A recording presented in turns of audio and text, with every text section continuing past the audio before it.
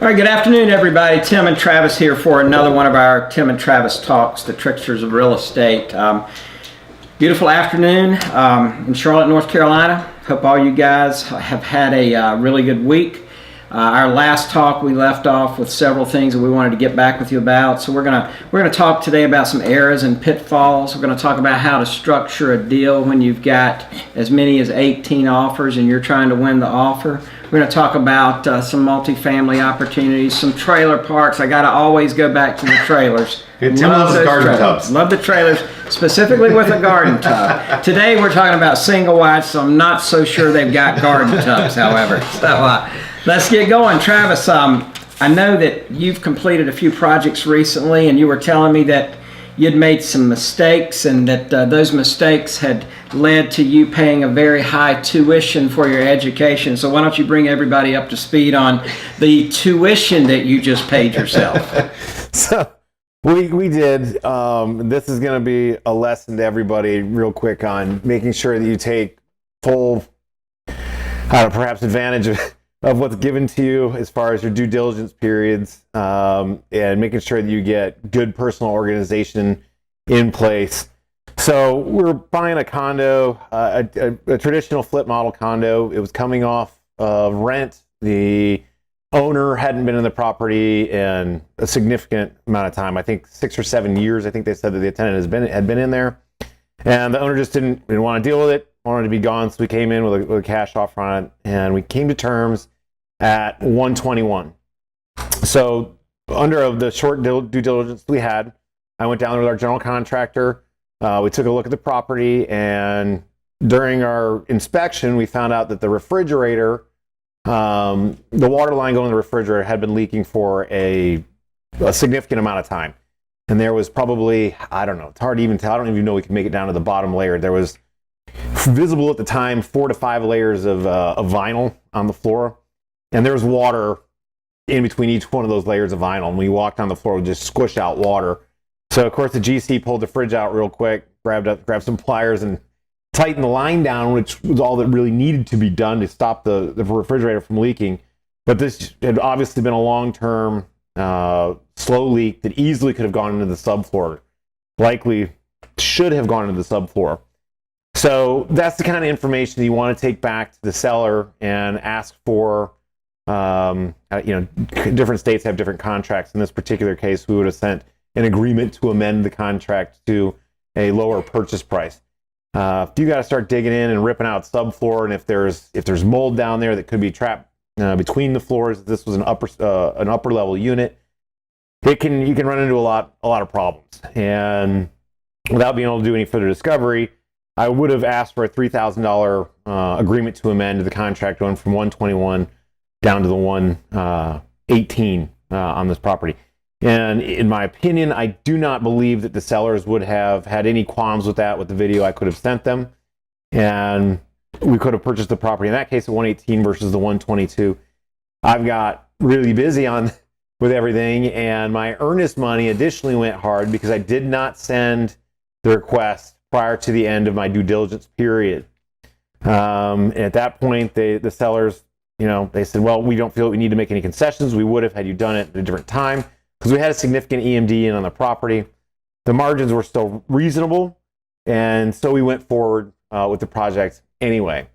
And so when it all came out, we ended up at right around, our rehab was a little bit more.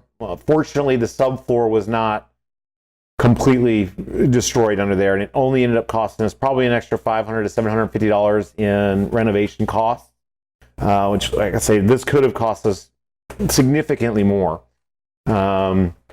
So, in essence, I paid $3,000 in tuition to find out that you really, really want to make sure you could get those processes in place.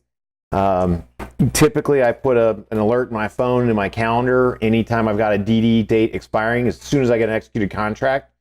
And this is just to remind you guys and remind myself that those dates are hard, and make sure if you start getting into more than one project, if you've got 4 or 5 or 6 projects going on at a time, you've really got to set those reminders for yourself. So we went on and sold the property, I think for like 160-ish or something like that, and then Brian helped a little bit with the sale of that. You remember what we sold that I for? think it was 54,990. For 155, and I think we ended up picking up just a little under $8,000. 160, you're right. So I'm sorry, we sold at 160. We ended up picking up just under $8,000, but we should have been picking up, just under $11,000 on that property. So a little work on the front end could have rewarded us big on the back end. So If I may Sure, certainly.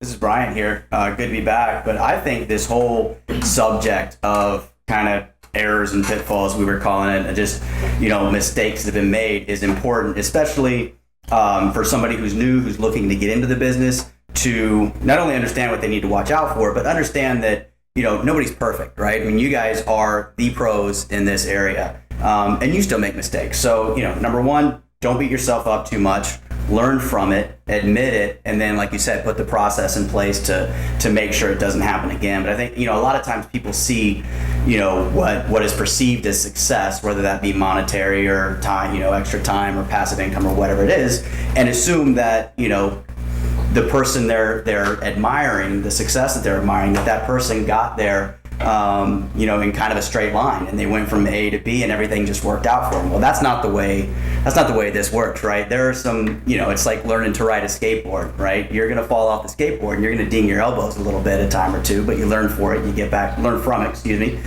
back up, and you keep going, and that's how success is built. yeah, it's just like sailing. The fastest way between 2 points is in a straight line. You got to zig and zag to get there. For sure. Yeah, and I totally agree with that. So there's errors out there. The learning curve. Yeah, for sure. But don't cost yourselves the money. I already paid the bill. The bill's been paid. You don't need to pay it. Well, that's good.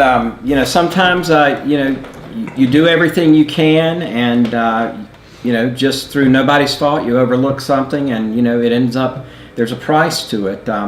There's some other pitfalls that we've just recently ran into also with one of our Airbnbs. We have a HOA member that's not real happy that we happen to have a income producing property in a residential rental neighborhood, which is not prohibited by the bylaws. So they're on a campaign now to try to change the bylaws to prohibit us from running our Airbnb and our short-term rental business. So are we going to fight that? You bet you we're going to fight that.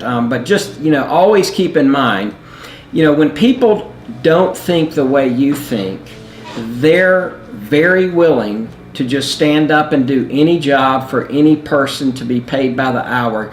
You're going to be compensated by thinking outside the box and by doing things that other people aren't willing to do. And when you do take that, when you make that lifestyle change and choice, you're going to always learn, you're going to make errors, and you're going to encounter pitfalls that really, some of them, there's no way to anticipate they're going to be coming your way until you get into the middle of it. But like Brian said, hey, you learned when something happens, learn from it and move forward with it. So it's not all roses and it's not all blue sky scenario, but if you're engaged, you're going to have a great opportunity to be successful. You're going to have a wonderful opportunity to make some money and learn from your mistakes. Yeah. So that's errors and pitfalls for Talk 9 here. Wanted to talk. I've got one more. You got one more? Okay, let's hear it. Mention on this. We did, and this is kind of which it's extremely rare that I've actually never come across before, is why I want to mention it. We were doing a townhouse, actually, in a community in which the former builder went under in the last recession. And they had 2 additional pads poured to have 2 additional buildings built. And when they kind of went under, the HOA went under with them. So this created a very unique situation that I had not seen before, in that it's a townhome community that does not have a homeowners association. So in townhomes, if you don't know, you do actually own the dirt, and condos you do not. So they just are going forward, and each individual at this time is taking care of their own little slice or own little slot of property, and it's working out. Now, I think that when I talked to the listing agent, several people had run away from that deal because they didn't know how that would look. They didn't know if the banks would finance that. They didn't know if they could sell that, and they weren't willing to do the research. They weren't willing to take the time. And to your point of being willing to solve a problem that other people are not willing to solve. So I went through and I started saying, okay, let's at least go back and start looking through these other deals that have closed in here recently. Have any of these things closed that were financed? And sure enough, there were a couple in there that were closed via finance. So I reached out to that agent to find out how that bank dealt with the situation, who they used. And then I took that to a couple other lenders that I knew, and I said, okay, if it's an HOA, but it doesn't, or there's no HOA, it's a townhouse, how do you guys look at the paperwork on this? How do you guys process a loan on this? And I found two other lenders that didn't really find any large problems with it. Said, no, if the buyer understands that they're responsible for the exterior of the property, and we can, kind of account for that in our budget for our clients, it's a non-issue. So we went ahead with the project. 2134 Augusta. Ended up being a real nice project. We were in and out of there, I think, in probably 2 weeks. We had multiple offers on the sale of it. And let's see. It doesn't matter. I think our ROI on it was around 11 or 12%. But the main thing the main takeaway there is being willing to do the work that going beyond where a lot of people stop. And that's where opportunities often reveal themselves. That's happened a lot. That's not the first time that you've figured out a way to make a deal work. It's not the first time I've figured out a way to make a deal work. And speaking of that, how do you buy a property when you've got 18 investor offers? You got to get creative. You got to think in a different way. You got to think outside of that box. We just recently went under contract on a property that we put it on the market for $105,000. And within 24 hours had 18 offers. The offers ranged from $85,000 to $137,000. So Hannah and I were talking about, hey, that'd be a great project for us to pick up and do it. And we're all licensed real estate brokers here, so we had to figure out a way to legally make that thing work to our advantage. So, left the office, went back to the house, and I started thinking, all these people are structuring their offers the exact same way. They're putting down a due diligence. They're putting down an earnest money deposit. Most of them in this case are all cash buyers because this was a fire, partially destroyed home that's going to basically have to be completely rebuilt. So I'm sitting there having dinner, and I thought, wow, what if we made an offer and just offered all cash in a due diligence fee? So the seller now, if they accept that offer, has all their money on day one. And I thought, well, what could happen, in that case? Well, if my offer is accepted, my money's out the door. It's all gone at that point. And so we made a decision that we're going to offer $115,000 for that house, and we're going to put all $115,000 in due diligence. And there were 18 offers. And we submitted our offer. All the offers were submitted to the seller. The seller called and asked several questions. They put a spreadsheet together. They eliminated it down to about 6 offers. And of the 6 offers, they sent it to corporate, and the decision was made. They were going to accept the offer that we made because we put a $115,000 check in when our offer went in. So it's just a different way to think about it. We talk about being the tricksters of real estate, thinking outside the box, trying to structure things in a different manner to get attention. And you've got to constantly challenge yourself. Just like what Travis was talking about learning through errors, you've got to always learn and try to set yourself apart in any way possible to be the leader in a competitive market.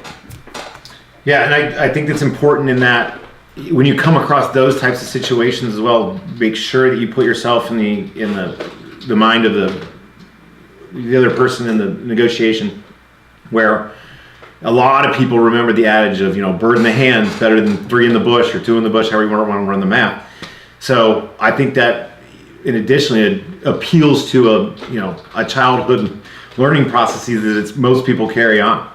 Yeah. It's like one of the best books on golf that I've ever read was Harvey Pinnock's The Little Red Golf Letter. And he talks about teaching professional putters. Ben Crenshaw was one of his famous students. Davis Love Jr. was one of his famous students. And he would tell them, when you're having trouble on the green making putts, think back to when you were a kid and don't worry about plumb bobbing the putt or lining it up. He said, just look at the hole like you would if you were a kid and hit the ball in the hole. It's that simple. So try to figure things out. So, errors, pitfalls, opportunities, how you present. Now, in that case, you had thoroughly inspected the property before you sent that offer in. I've been through the property, took a look at the property. I knew what it would take for me to rebuild it. And what it would take for me to rebuild it was substantially less than what it would take for most people in the market to rebuild it. Because I don't know if you guys remember, we've got all of our subs lined up, general contractors and all of that. So we had a really, really good handle on it. So it's you kind of taking advantage of the prep work. Right? So that you've already done, and that's why you're in it constantly and ready to go and to know what it takes. So being able to go forward confidently, being prepared to make that step and follow through with it, that's also where some of the rewards come from. From some of that back work, you said, why do I spend this time dealing with this, this person or this painter or this guy or learning this number or going over this budget? That's where all that back work that you think isn't making you any money comes through and it shines and says, okay, this is where all that knowledge goes and this is how you can profit from it. Absolutely. The sum of the parts makes the whole, and that's really what we're after and what we're talking about here. So you're exactly right. So I wanted to run across a couple of other deals. One that we kind of chuckle about is a trailer park we're looking at. And by the way, guys, if you if you really want to check out and do some informational searches on creation of wealth in the states of North and South Carolina, there have been more millionaires created from trailer park ownership than any other industry. So you might want to really look into that. We're looking at a little deal in the Columbia market that Hannah just pulled up this morning. It's returning a 16 cap, which, the market today is trading between a 5 to 7 cap on a B property. A properties are sometimes down as low as a 2 cap in today's market. If you can get 16 cap on a trailer park, the numbers add up very, very quickly. Another thing we're looking at, Travis and I had discussed this. We ran some really tough numbers. There's a 204 unit apartment complex that we expect to be under contract by Thursday night. We're talking to you on a Wednesday right now, but by Thursday night we expect to be under contract on a 204 unit apartment complex. It's a little over 11.2 million. But in looking at it, the average unit needs about $7,000 worth of rehab to bring in granite, bring in stainless, update the trim.